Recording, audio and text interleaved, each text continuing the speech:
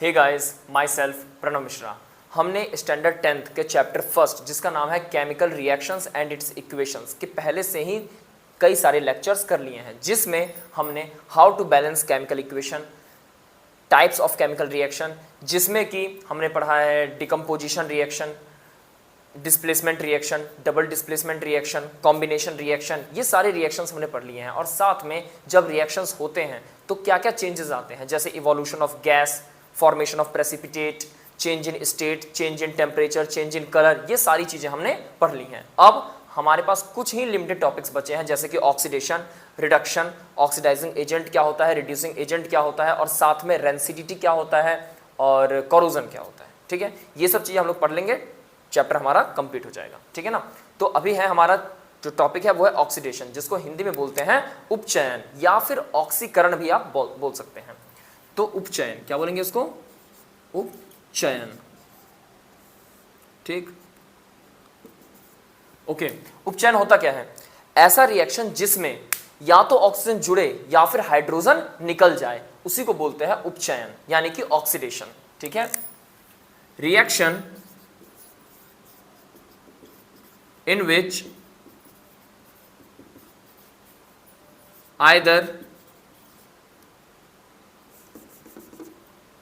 in which addition of oxygen or removal of hydrogen takes place। ठीक है, reaction in which addition of oxygen और removal of hydrogen takes place known as oxidation reaction, वह अभिक्रिया जिसमें या तो oxygen जुड़ जाए या फिर हाइड्रोजन निकल जाए, उसी को हम लोग क्या बोलते हैं, उपचयन अभिक्रिया। वह अभिक्रिया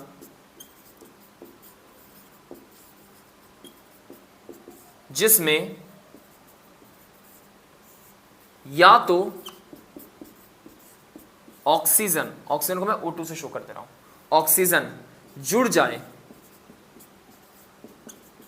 या फिर हाइड्रोजन को H2 से शो कर दे रहा हूं, हाइड्रोजन निकल जाए या फिर निष्कासित हो जाए, बोल सकते हैं निकल जाए, उसी अभिक्रिया को क्या बोलते हैं, ऑक्सीकरण अभिक्रिया। जैसे एग्जांपल, कार्बन और जब ऑक्सीजन आपस में रिएक्ट करते हैं तो क्या बनता है, कार्बन डाइऑक्साइड जनरली। ठीक, तो जैसे कार्बन प्लस ऑक्सीजन क्या बन गया, CO2, इसको बोलते हैं हम लोग कार्बन डाइऑक्साइड। ठीक है, इसमें क्या हुआ, कार्बन के साथ ऑक्सीजन जुड़ गया और तब क्या बन गया, कार्बन डाइऑक्साइड। एक और रिएक्शन देखते हैं, जैसे हाइड्रोजन सल्फाइड का रिएक्शन अगर हम ब्रोमीन गैस के साथ करा दिए Br2, तो क्या होगा, हाइड्रोजन निकल के ब्रोमीन से रिएक्ट कर जाएगा, हाइड्रोजन निकल के ब्रोमीन से रिएक्ट कर जाएगा और सल्फर बेचारा अकेला रह जाएगा। ठीक है, तो इसको बैलेंस करने के लिए 2 करेंगे। यहां से हाइड्रोजन निकल गया और ब्रोमीन से जुड़ गया, तो सल्फर के पास से हाइड्रोजन चला गया, हाइड्रोजन के जाने की प्रक्रिया को भी ऑक्सीडेशन बोलते हैं। यानी ये भी ऑक्सीडेशन का एग्जाम्पल है, ये भी ऑक्सीडेशन का एग्जाम्पल है। क्लियर है, या तो ऑक्सीजन जुड़ जाए या फिर हाइड्रोजन चला जाए, इन दोनों को बोलते हैं ऑक्सीडेशन रिएक्शन। इसका जस्ट उल्टा होता है रिडक्शन, जिसको हिंदी में बोलते हैं अपचयन। क्या बोलते हैं, अपचयन। इसमें या तो ऑक्सीजन निकल जाए या फिर हाइड्रोजन जुड़ जाए, जस्ट इसका उल्टा, या तो ऑक्सीजन निकल जाए या फिर हाइड्रोजन जुड़ जाए, उसको बोलेंगे हम लोग अपचयन अभिक्रिया यानी कि रिडक्शन। Okay, reduction. ठीक, क्या रहेगा, reaction in which addition of hydrogen को H2 से शो कर देना है, और removal of oxygen O2 takes place. वह रिएक्शन जिसमें या तो हाइड्रोजन जुड़ जाए या फिर ऑक्सीजन निकल जाए, उसी को क्या बोलेंगे, रिडक्शन। उसी को क्या बोलेंगे, रिडक्शन। हिंदी में बोलते हैं अपचयन। क्या बोलते हैं, अपचयन। अपचयन अभिक्रिया, ठीक है, रिडक्शन, ठीक है। तो हिंदी में क्या बोलेंगे, वह अभिक्रिया, बिल्कुल सेम इसी की तरह है, आप इसी को जस्ट कॉपी करके नीचे लिख सकते हैं। वह अभिक्रिया जिसमें या तो हाइड्रोजन जुड़ जाए, ऑक्सीजन की जगह क्या लिख देना है, हाइड्रोजन जुड़ जाए, या फिर ऑक्सीजन O2, हाइड्रोजन की जगह क्या लिखना है, O2, ऑक्सीजन निकल जाए, उसको बोलते हैं अपचयन अभिक्रिया। उसी को क्या बोलते हैं, अपचयन अभिक्रिया। इसी का जस्ट फॉर्म चेंज होगा, ऑक्सीजन की जगह आपको हाइड्रोजन लिखना है और हाइड्रोजन की जगह आपको ऑक्सीजन लिखना है, तो परिभाषा किसकी हो जाएगी, अपचयन अभिक्रिया की। इसका एग्जांपल देते हैं, जैसे नाइट्रोजन अगर हाइड्रोजन के साथ रिएक्ट करेगा, नाइट्रोजन अगर हाइड्रोजन के साथ रिएक्ट करेगा तो क्या बनाएगा, NH3, जिसको बोलते हैं अमोनिया। क्या बोलते हैं, अमोनिया। ये प्रीवियस लेक्चर्स में मैंने आपको बता दिया था, ठीक है। नाइट्रोजन डबल है तो बैलेंस करने के लिए 2 से मल्टीप्लाई करेंगे। नाउ 2 3 जा 6, हाइड्रोजन 6 हो गया तो इसको भी 6 करने के लिए 3 से मल्टीप्लाई करेंगे, 3 2 जा 6, अब बैलेंस है। यहां पर क्या हुआ है, नाइट्रोजन अकेला था, इसमें हाइड्रोजन आकर के जुड़ गया है, हाइड्रोजन जुड़ गया, हाइड्रोजन जिसमें जुड़ जाए, एडिशन ऑफ हाइड्रोजन, जिसमें हाइड्रोजन जुड़ जाए, उसी को तो बोलते हैं रिडक्शन, उसी को क्या बोलते हैं, रिडक्शन, यानी हिंदी में अपचयन। क्लियर है। दूसरा एक एग्जांपल करेंगे जिसमें ऑक्सीजन रिलीज हो जाए, ऑक्सीजन क्या हो जाए, रिलीज हो जाए। ओके, आप तो इसको नोट डाउन कर लीजिए।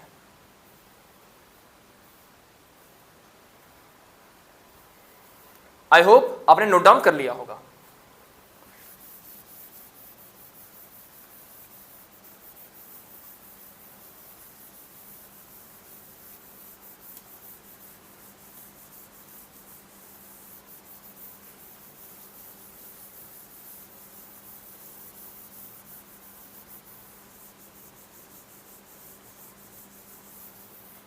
ओके,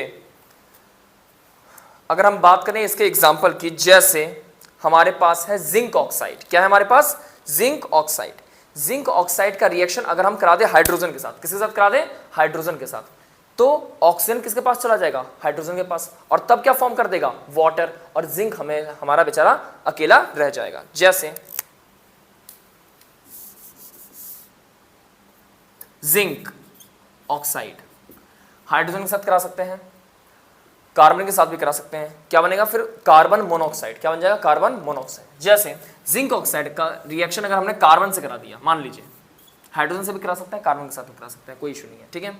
तो ऑक्सीजन चला जाएगा कार्बन के पास, किसके पास चला जाएगा, कार्बन के पास, क्या बन जाएगा, जिंक अकेला रहेगा और CO बन गया। तो देखिए यहां पर पहले ऑक्सीजन था, उसके बाद ऑक्सीजन चला गया, ऑक्सीजन के चले जाने की टेंडेंसी को ही क्या बोलते हैं, रिडक्शन। क्या बोलते हैं, रिडक्शन।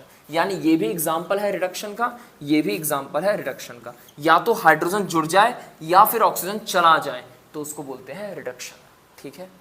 नाउ इन दोनों को मिला करके ऐसा रिएक्शन जिसमें ऑक्सीडेशन भी हो, रिडक्शन भी हो, उसको बोलते हैं रेडॉक्स रिएक्शन। क्या बोलते हैं, रेडॉक्स रिएक्शन, हिंदी में रेडॉक्स अभिक्रिया। यानी कि ऐसी अभिक्रिया जिसमें उपचयन भी हो और अपचयन भी हो, यानी कि ऑक्सीकरण भी हो और अपचयन भी हो, तो उसको क्या बोलते हैं, रेडॉक्स अभिक्रिया। Okay,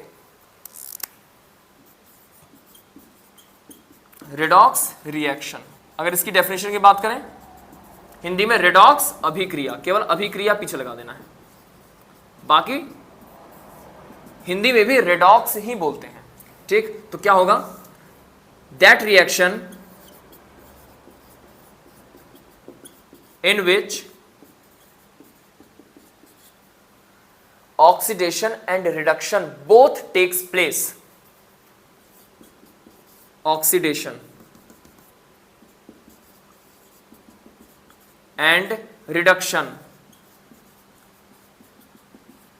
both takes place।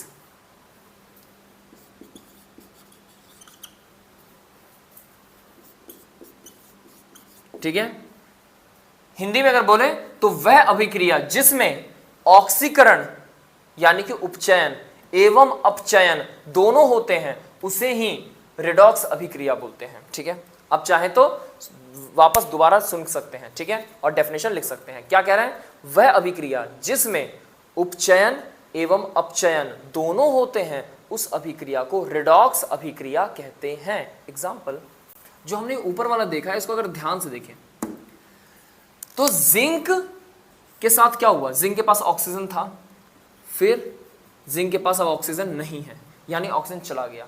Oxygen जिसमें चला जाए उसी को क्या बोलते हैं? रिडक्शन। क्या बोलते हैं? रिडक्शन, हिंदी में अपचयन। यानी जिंक ऑक्साइड के साथ क्या हुआ है? रिडक्शन। क्या हुआ है? रिडक्शन। क्लियर है? ओके।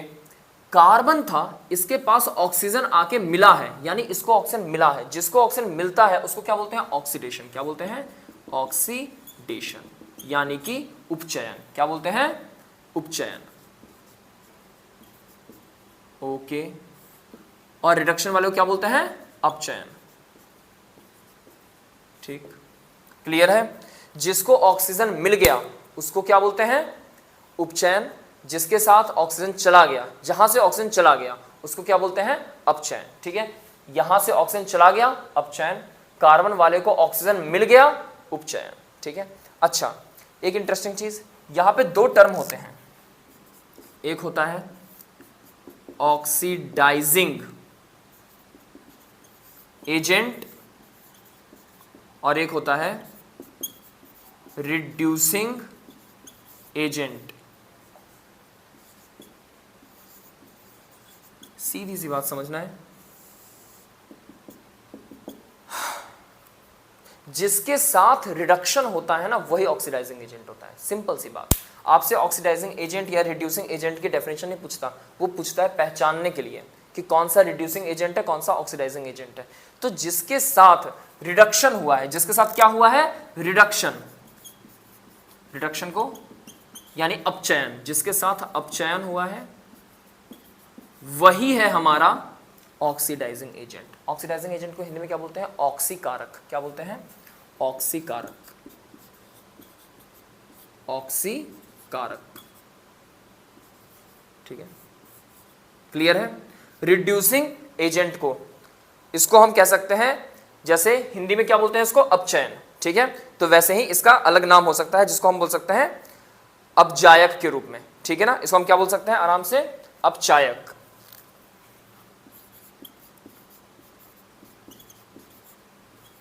ओके, ये हो गया ऑक्सीकारक, ये हो गया अपचायक। ठीक है। रिड्यूसिंग एजेंट किसको बोलते हैं? जिसके साथ ऑक्सीडेशन हो, जिसके साथ क्या हो?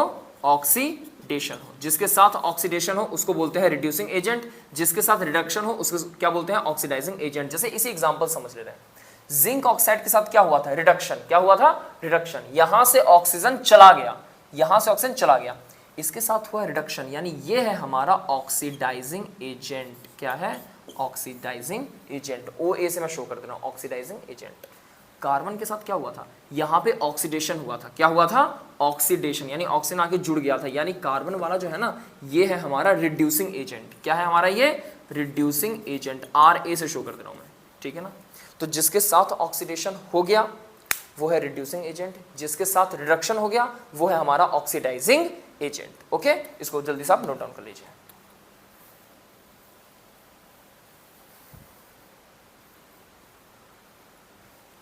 ओके, आई होप आपने इसे नोट डाउन कर लिया होगा।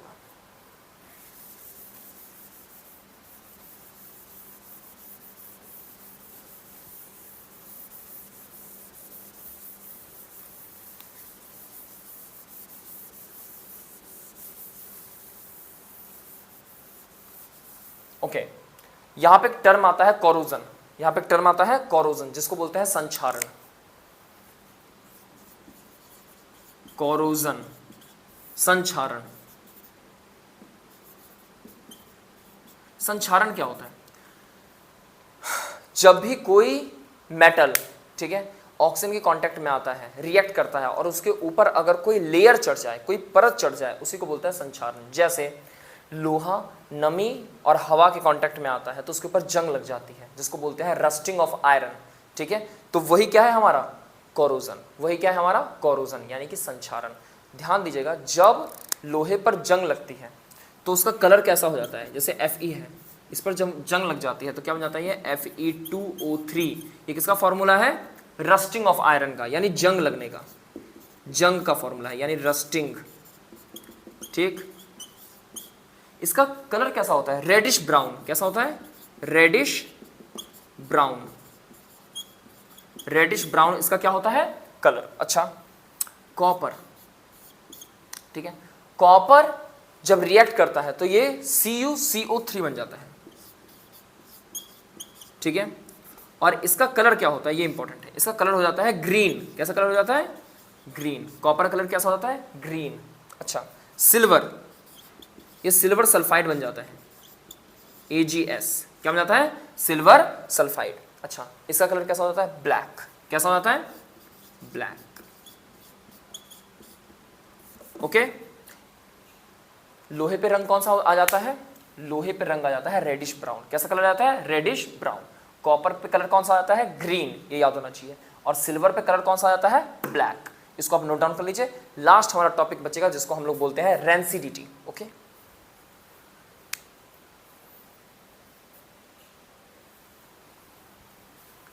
ओके, लास्ट हमारा टॉपिक बचा है जिसको हम लोग क्या बोलते हैं? रेंसिडिटी। ओके, यहां तक हमने नोट डाउन कर लिया था। Okay, Ag2S। नाउ रेंसिडिटी का मीन्स क्या होता है?